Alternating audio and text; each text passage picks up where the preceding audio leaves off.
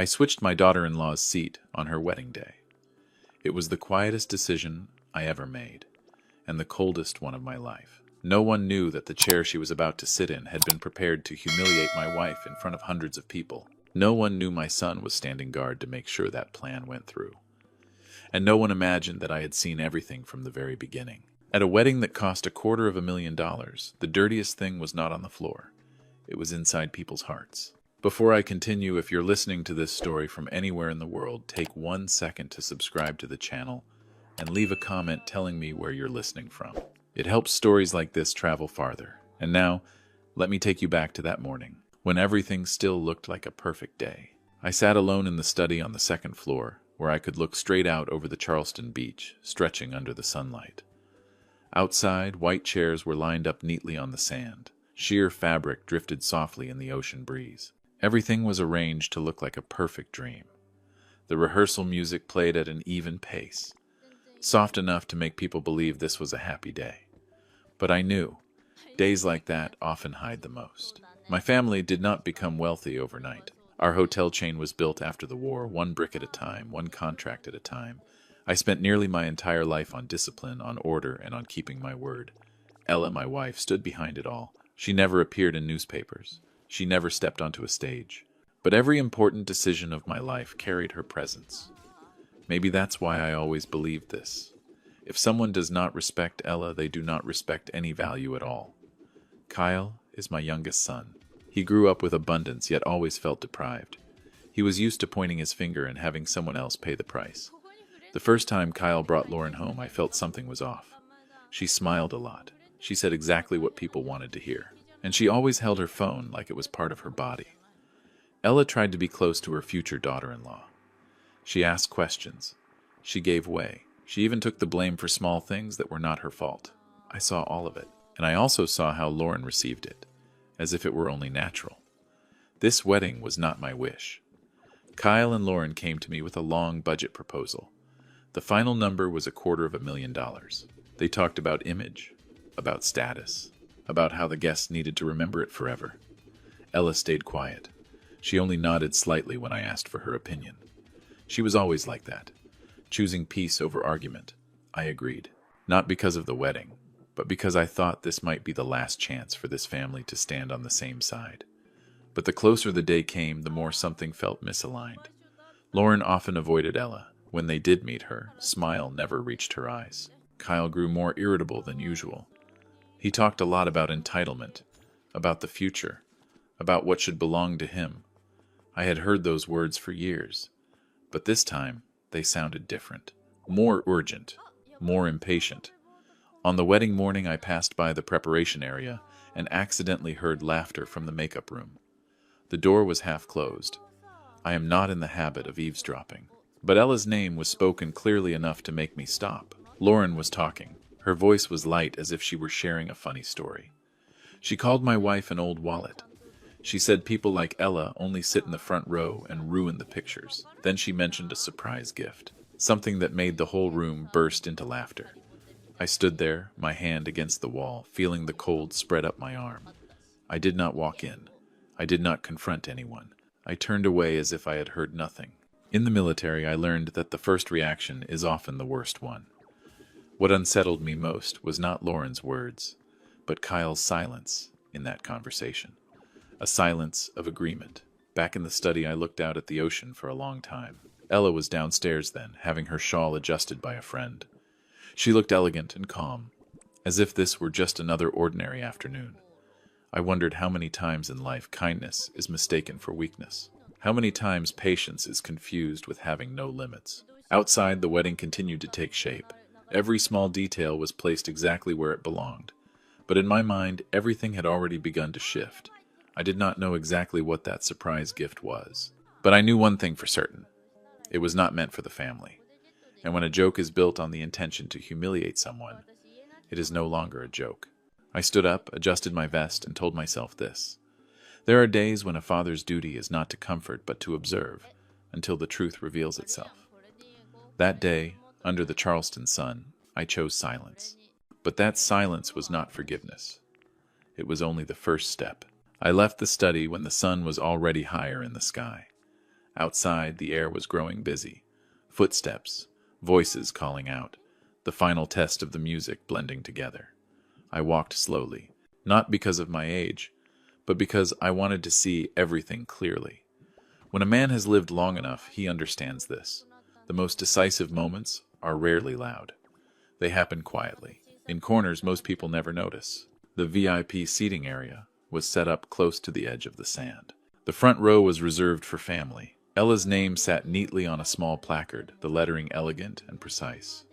I stopped for a few seconds, just to be sure I wasn't mistaken. Everything looked perfectly normal. And if I hadn't heard those words in the makeup room, I would have turned away and believed this day would pass like any other. There were 15 minutes left before the ceremony began. Lauren appeared from behind, still in her wedding dress, but with the veil removed. She didn't notice me. Her eyes kept scanning around as if checking whether anyone was watching. I stepped back half a pace, standing behind a decorative pillar. That wasn't curiosity. It was a reflex, shaped over many years. Lauren bent down beside the chair with Ella's name on it. From a small handbag, she pulled out a clear bottle of adhesive. I recognized it immediately. Industrial glue, the kind used to bond metal and wood, not something a person carries by accident. She opened the cap and squeezed gently. A thick layer spread across the seat. Not fast, not rushed. Careful and cold. I thought I would feel anger, but I didn't. The first feeling was clarity. Every piece I had heard that morning clicked into place. Kyle stood a few yards away. His back was turned toward Lauren, but his head was slightly tilted like someone listening closely. When Lauren finished, he turned around and smiled faintly. I couldn't hear every word, but I heard enough.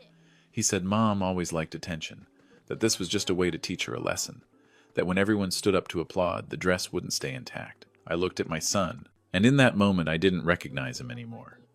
Not because of what he said, but because of how he said it. Calm, casual, as if he were talking about the weather. Lauren capped the bottle and slipped it back into her bag. She stood up straight, adjusted her dress, and walked away, leaving the chair silent under the sun. Kyle followed behind her. He never looked back. I stayed there for a few more seconds. The sea breeze moved the white ribbons gently. No one around noticed what had just happened. I knew that if I stepped out then, if I called their names, everything would explode immediately. But explosions don't always bring justice. Sometimes they only bring chaos. I bent down toward the chair. The glue was still wet. I reached my hand close, then stopped. I didn't need to touch it to know what it would do. In my mind, my years in the military returned. Lessons about control, about observation, about using an opponent's own actions to expose them. I didn't think long. The decision came naturally, as if I had known what I would do from the moment I heard that laughter in the makeup room. I removed the name placard that read Ella from the chair. No rush, no attention drawn. I walked to the main table where the bride's chair sat, in the most honored position. I looked around. Everyone was busy with final details. No one noticed an old man with gray hair holding two small placards. I switched them. The chair with the glue was placed in the bride's position. The clean chair went back to the family row where Ella would sit. I adjusted everything carefully, made sure it looked perfect just as before. When I stood up, no alarm sounded. No suspicious eyes turned toward me. I stepped back into the crowd. My heart beat steady, not from nerves, but from something else. Certainty. I didn't do this for revenge. I did it to stop a humiliation that had been carefully planned, and to let the truth find its own way into the light. A few minutes later, I saw Ella walking toward the family row. She smiled at me, that familiar, calm smile. She sat down in her seat, unaware that just minutes earlier that place had carried a different intention. I nodded slightly to her, a quiet reassurance. The music began. Guests settled into their seats. Lauren appeared again, this time with her veil covering her face. She walked slowly, confidently, like someone who believed everything was under her control. I stood in the back, watching every step. There were no questions left in my mind now. Only one clear thought. Some traps are dug for others to fall into. But some traps are simply waiting for the right person to come back and sit on them themselves. And that was how the ceremony began, with all its perfect appearances intact. The music softened and the ceremony moved forward with a precision that felt almost artificial. I stood slightly toward the back, close enough to catch every small movement, far enough to avoid the meaningless handshakes. Lauren recited her vows with a steady voice, as if every word had been practiced many times in front of a mirror. Kyle repeated after her. His eyes flicked briefly toward the family row where Ella sat upright, hands folded neatly on her lap. Nothing happened, and it was that calm that told me the climax had not arrived yet. When the applause closed, the formal ceremony, I felt a slight pressure against the inside of my vest pocket. Kyle had asked me that morning to hold on to some documents for him, saying his jacket was too tight. I had nodded then, without asking much. Now, as we waited to move toward the reception area, I slipped my hand into my pocket, only intending to straighten things out. The stiff paper touched my fingers in a way that felt unfamiliar. I am not in the habit of reading other people's documents, but some things in life do not arrive through courtesy. I pulled the papers out, opened the first page, and with one glance at the signature, I understood why Kyle hadn't wanted to keep them himself. My name was there. My signature was there, but I had not signed it. It was a provisional will attached to a transfer of usage rights for the Charleston estate. The effective date was clearly written immediately after the wedding. Every line was carefully worded, enough to fool someone who only skimmed. But I had signed too many documents in my life not to see the difference.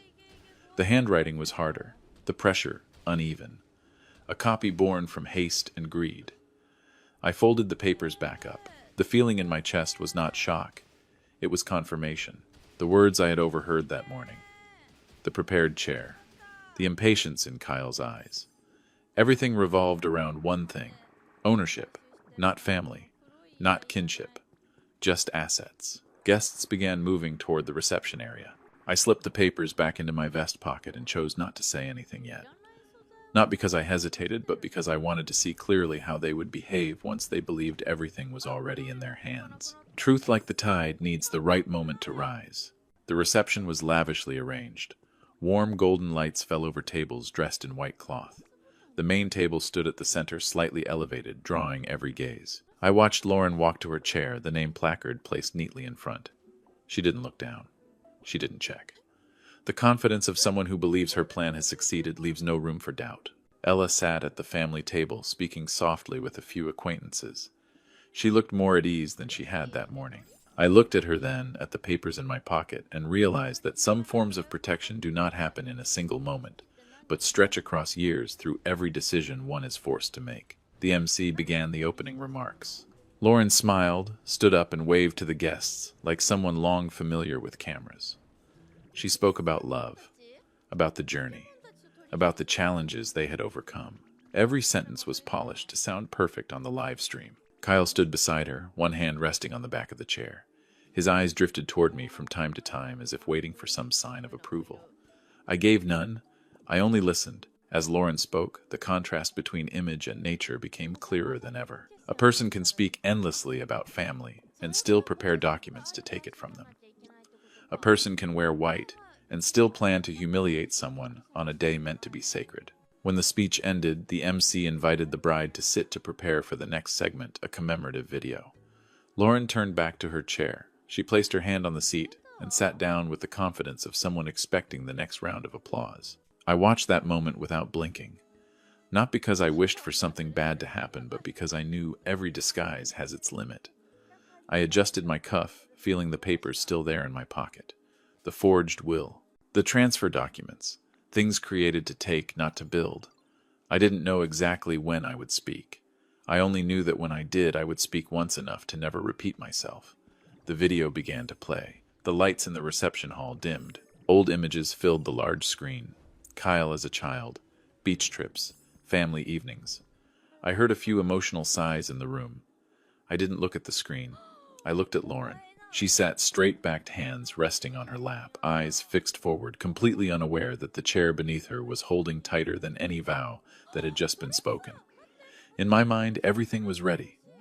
No doubt, no hesitation. When the truth is already in your hands, the only thing left is to wait for the right moment to place it under the light.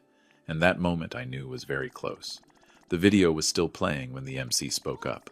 His voice was gentle but clear enough to cut through the emotion in the room. He invited the bride to stand and receive a special surprise from friends. It was a familiar moment in weddings like this, a moment designed to cue applause and tears at just the right time. Lauren smiled. She placed both hands on the edges of the chair, preparing to stand just as she had practiced in front of the mirror countless times. I saw that confidence clearly. It didn't come from happiness. It came from believing she was in control. Then everything stopped. Lauren leaned forward, but her lower body didn't move. The smile on her face froze like a photograph caught between two frames. She tried again, this time with more force. The chair made a soft sound. Not loud, but unusual enough for a few people at nearby tables to turn their heads. Kyle frowned and leaned down, whispering something to her. Lauren shook her head and whispered back, her voice tense. I couldn't hear the words, but I saw her hand tighten around the edge of the table. The MC hesitated on stage, trying to keep the program moving with a weak joke. No one laughed. Kyle placed a hand on Lauren's shoulder and pulled gently. That was the first moment the wedding dress made a sound I know Lauren will never forget. It wasn't a bang. It wasn't violent. Just a dry, tearing sound carried through the microphones in a room that had gone completely silent. The entire hall seemed to hold its breath. Lauren let out a short cry, not from pain but from panic.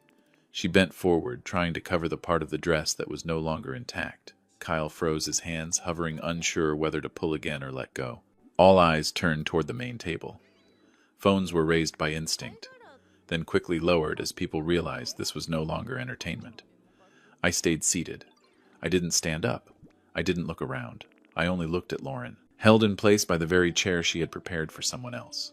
Silence spread through the room, thick, heavy, like air no one knew how to break. The MC stumbled through a few apologies, suggesting a brief pause. Event staff started moving closer. Then Kyle pulled again. This time, the tearing sound was clearer. Lauren broke down. Not the kind of crying meant for cameras, but the collapse of someone who had just realized she had crossed a line she could never step back over. I stood up.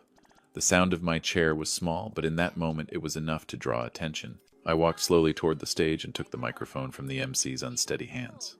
I felt Ella's gaze on my back, but I didn't turn around. I knew she trusted me, as she had for many years. "I'm sorry," I said, my voice calm. "Perhaps this is the moment we need to pause." The room fell completely silent. I looked directly at Lauren. She looked up, eyes red, her makeup beginning to lose control. In that moment, she was no longer a bride, no longer an influencer, just a young person who was afraid. "Lauren," I continued, keeping my voice steady, "you once said this wedding needed an unforgettable memory. You were right." I paused, long enough for everyone to feel that I was choosing each word carefully. "But before we call this an accident," I said, "perhaps you should explain why the chair meant for my wife was coated with industrial glue, and why my son was standing guard to make sure it happened." A wave of murmurs spread through the room, no longer containable. Kyle spun toward me. His face went pale. "Dad," he started, then stopped when he met my eyes. I wasn't angry. I didn't need to be. "And while we're speaking of things that were carefully prepared," I went on, "I'd also like to ask about the documents Kyle asked me to hold on to this morning." I reached into my vest pocket and pulled out the papers, holding them up without opening them. That gesture alone made Kyle step back half a pace. "This is a will and a transfer agreement," I said. "In my name, with a signature made very carefully, but not carefully enough to fool me." No one spoke. I could hear the ocean waves in the distance, steady, relentless. Lauren looked from the chair beneath her to the papers in my hand, then down at her wedding dress. Every layer she had built for this day was collapsing, piece by piece, in front of the very people she had wanted to impress. I lowered the microphone slightly, my voice deeper. "I'm not standing here to humiliate anyone," I said. "I'm standing here because some jokes are not jokes, and some documents are not mistakes." I handed the microphone back to the MC and turned toward my seat. I didn't wait for reactions. I didn't need to. Everything that needed to be exposed was already in plain sight. Lauren remained stuck to the chair. Kyle stood beside her, out of words. And in that heavy silence, I knew it. The point of no return had been crossed. After I returned to my seat, no one had the confidence to call it a party anymore.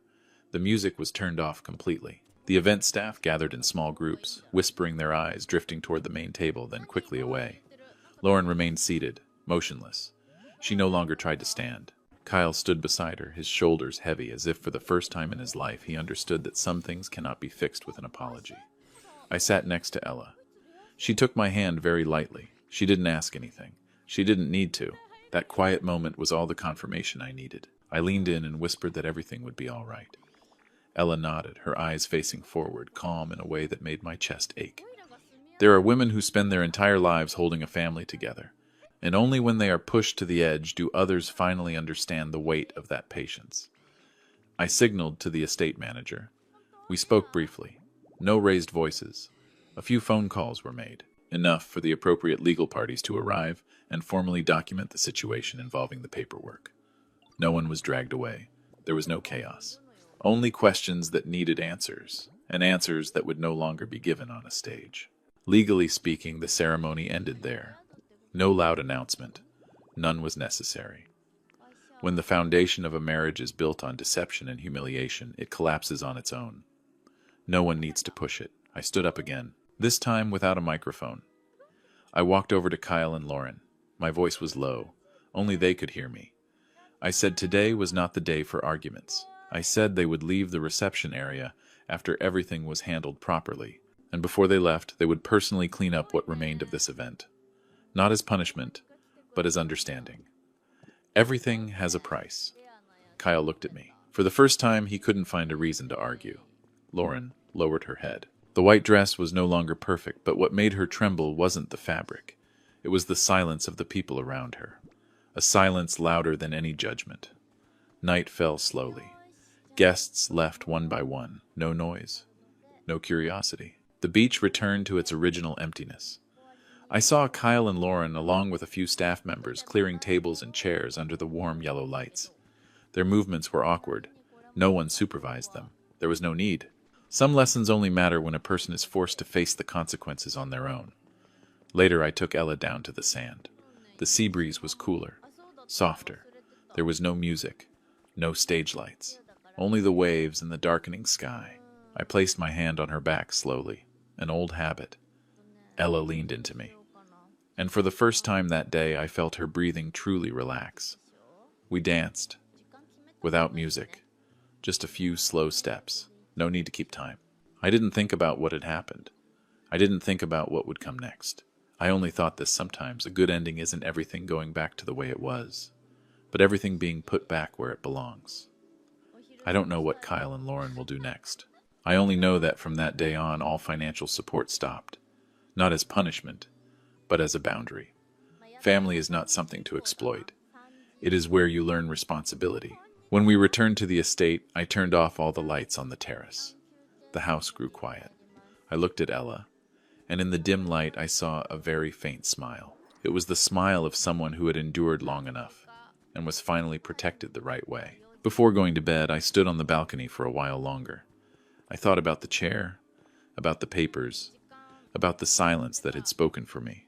And I understood something I had known for a long time. Money can buy a lavish wedding, but it cannot buy respect. And if someone tries to tear apart the dignity of the person who protected them their whole life, they will be the one left with nothing to cover themselves. If you were in my place, would you choose forgiveness? Or would you choose to put everything back within its proper limits? I'd like to hear your thoughts in the comments. Thank you for listening to this story. If it made you reflect on family, on boundaries, and on respect, please subscribe, like, and share so stories like this can continue to be told. Money can create a perfect day, but only self-respect can keep a family standing. Remember that before it's too late.